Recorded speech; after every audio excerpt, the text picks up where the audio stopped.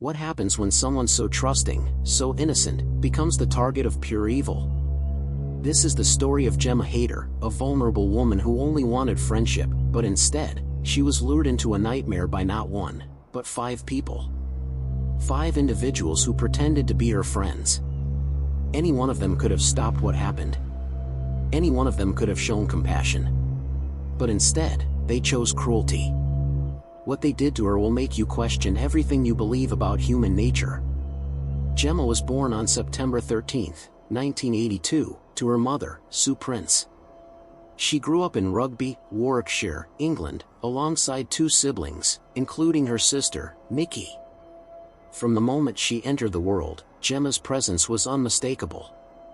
Her mother recalls her as a bright spirit, a loving child who craved hugs and gave affection freely.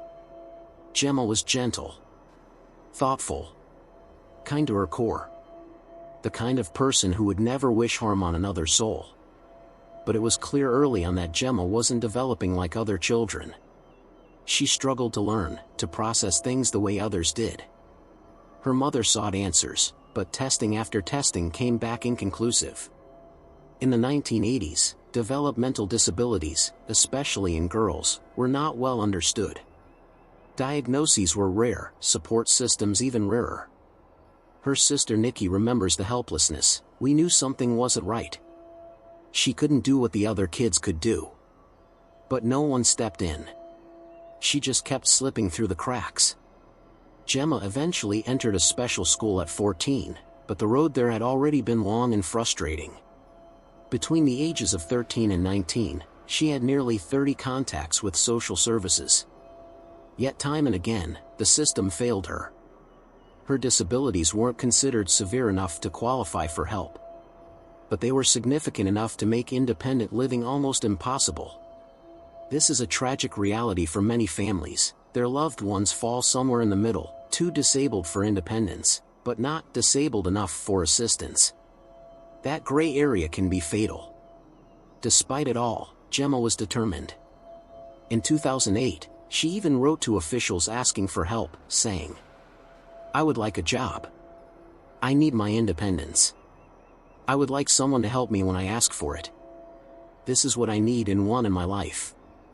By 2010, Gemma was 27 years old, living alone in a council flat inside a bleak, 10-story concrete building in Rugby.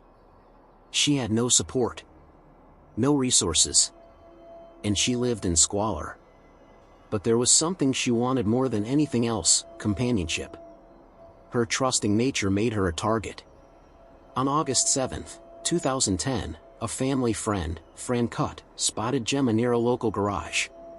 She was with 2 people, 19-year-old Daniel Newstead and 21-year-old Chantel Booth. Gemma told Fran they were heading to Coventry. When Fran asked why, she learned the 2 had manipulated Gemma into stealing for them. Gemma didn't even understand it was wrong. In her mind, she was helping her friends. Fran was alarmed. She soon discovered Daniel and Chantel were also storing crack cocaine and heroin in Gemma's flat, without her fully grasping what it meant. This kind of exploitation has a name: cuckooing. Just like the cuckoo bird that lays its eggs in another bird's nest, criminals take over the homes of vulnerable individuals and use them to store drugs, weapons, or engage in other illegal activity. When Fran confronted Gemma about it, she responded, "They're not drugs. I'm just looking after their stuff." She truly believed she was doing the right thing. Gemma couldn't recognize danger, even when it was standing right in front of her. That same night, Gemma went to a pub with Chantel and Daniel. They were joined by 3 others: 17-year-old Joe B.R., 18-year-old Jessica Linus, and 19-year-old Duncan Edwards. It was a group Gemma considered friends. But that illusion quickly crumbled. After a comment Gemma made to a bouncer about someone being underage, the entire group was thrown out. Chantel flew into a rage. She started shoving Gemma down the road. Jessica punched her in the face. Surveillance cameras captured part of the abuse. Despite being humiliated and hurt, Gemma returned the next day to Chantel's flat to collect her belongings. She thought it would be a quick visit. She had no idea what was about to happen. Inside that flat, Gemma was trapped. What followed was hours of unthinkable torture. They broke her nose, wrapped her face in masking tape, forced her to drink beer laced with urine, locked her in a bathroom and beat her with a mop. Nikki later described what investigators told her, that her sister's head was slammed into a radiator with such force, blood splattered up the wall. And yet, even after all that, Gemma still believed they were her friends. They told her they were taking her home. She believed them. She followed them, trusting, relieved, unaware she was walking into the final moments of her life. They led her not toward safety, but toward an old, abandoned railway line. There, in the darkness, they placed a trash bag over her head. She was stabbed in the back. Then they took turns stomping on her body. One of their shoe prints was later found imprinted in her skin. They stripped her naked, left her there in the dirt, as if her life meant nothing. They tried to burn her clothes before they left. August 9, 2010. The early morning sun had barely risen when a jogger cut through the overgrown path of an old railway line in Rugby. At first, he thought it was just a pile of discarded clothes in the dirt. But then he saw her hand, and froze. Gemma Hayter lay naked, face down, at the edge of the track. Her body bruised, bloodied. She had been beaten so badly her face was unrecognizable. A black plastic bin bag was still tied over her head. She had no ID. No phone. No one knew yet who she was. But whoever had left her here, alone, humiliated, violated, they had wanted her to disappear. Like she didn't matter. But Gemma mattered. She was someone's daughter. Someone's sister. And soon, detectives would uncover a crime so depraved, so senseless, it would shake the entire country. At first, investigators had no idea who she was. The damage to her body was severe, and there were no immediate clues at the scene. But later that day, Gemma's family reported her missing. When police visited her flat, they found a filthy apartment in disarray, trash everywhere, dirty bedding, clothes scattered. Her lifestyle was clearly vulnerable. And it raised red flags. Then came the turning point. Someone mentioned Chantel Booth. That name had already surfaced from neighborhood witnesses. Police wasted no time.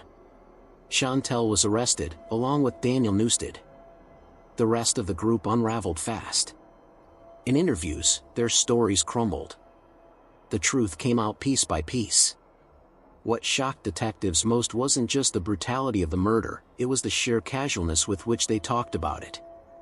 They beat her, tortured her, humiliated her. And not a single one of them stopped to ask why. These were not hardened criminals. They were barely out of adolescence. And yet they had committed one of the most vicious group killings the area had ever seen. Chantel Booth, Daniel Newstead, Duncan Edwards, Jessica Linus, Joe B.R. 5 people. They left Gemma to die and went back to their lives like nothing had happened. Some even joked about it. The day after the murder, one of them posted on Facebook, "Just chilling with the gang after a mad one last night." Another commented under it, "Haha, yeah, I hope nobody finds that bitch." Cold. Smirking. Like Gemma's life meant nothing. But people were paying attention now. Word spread through Rugby like wildfire.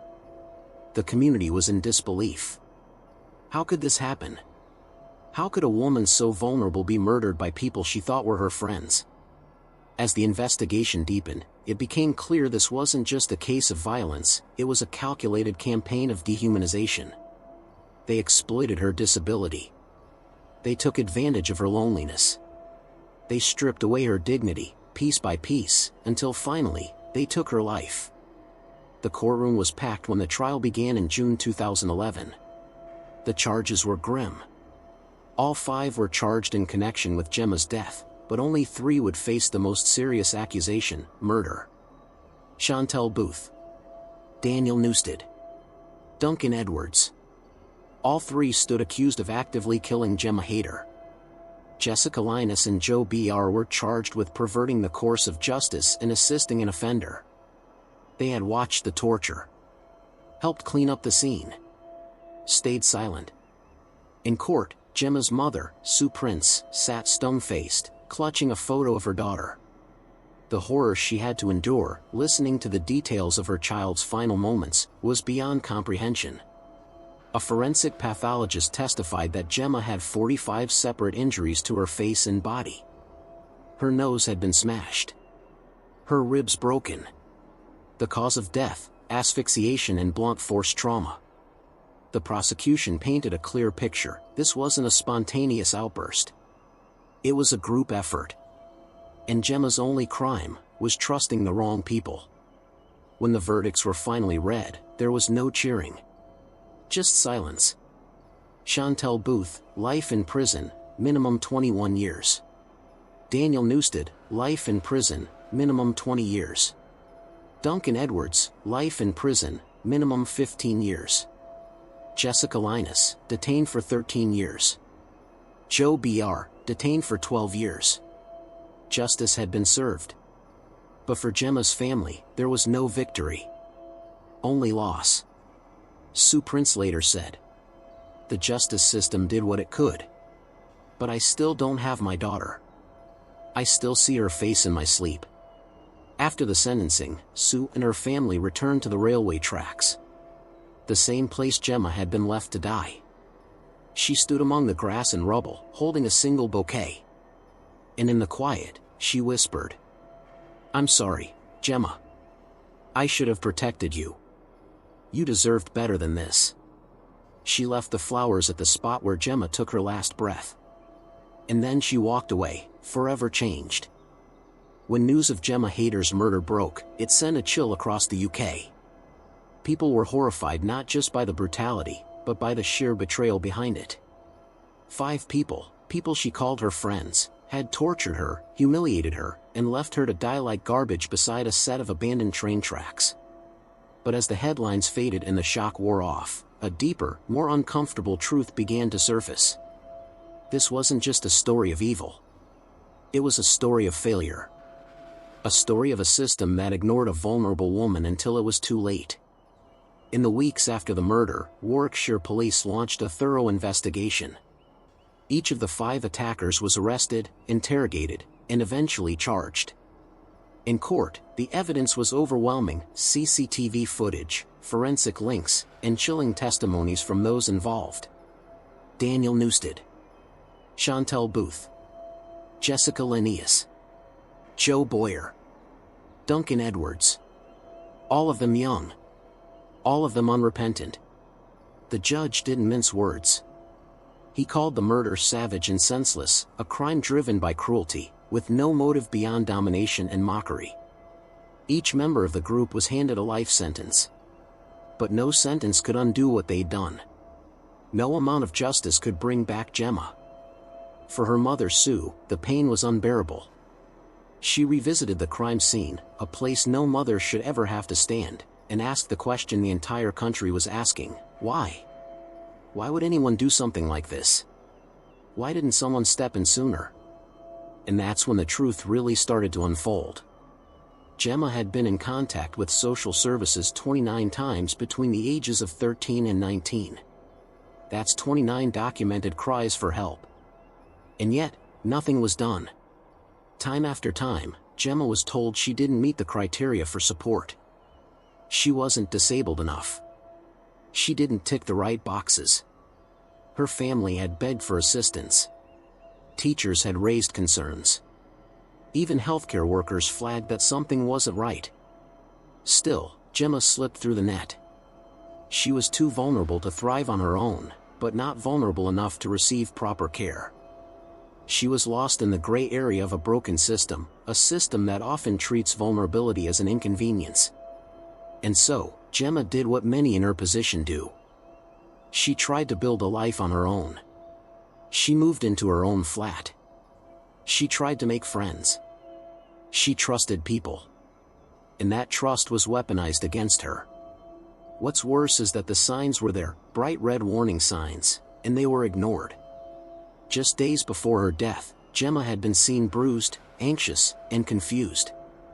She'd told people she was afraid. She'd mentioned the names of those who were later found guilty of her murder.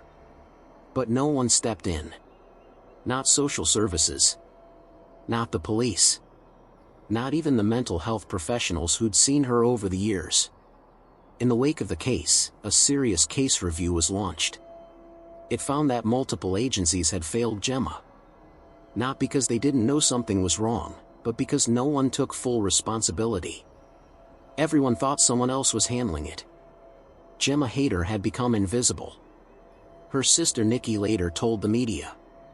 She wasn't seen as vulnerable enough to qualify for help. But she was vulnerable enough to be murdered.